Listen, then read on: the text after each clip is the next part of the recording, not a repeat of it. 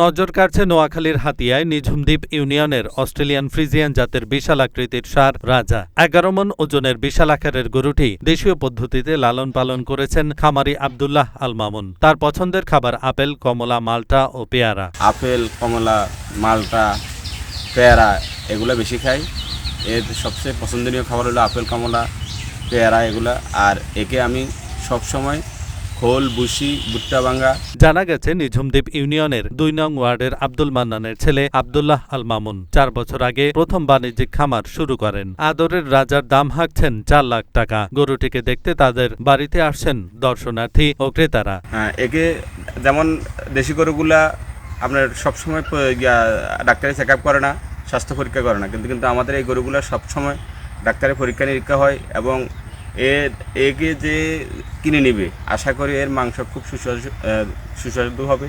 আমার গরুটির ওজন প্রায় এখন ১১ মণের মতো। নিজের সন্তানের মতো যত্ন করে গরুটিকে লালন পালন করায় গরুটির নাম রাখেন রাজা। ২.৫ বছর পর রাজা এখন সুঠাম দেহের অধিকারী। রাজার সুঠাম দেহের প্রশংসা ছড়িয়ে পড়েছে এলাকায়। ফলে আসন্ন কোরবানির ঈদে রাজাকে নিয়ে স্বপ্ন দেখতে শুরু করেছেন আব্দুল্লাহ আল মামুন।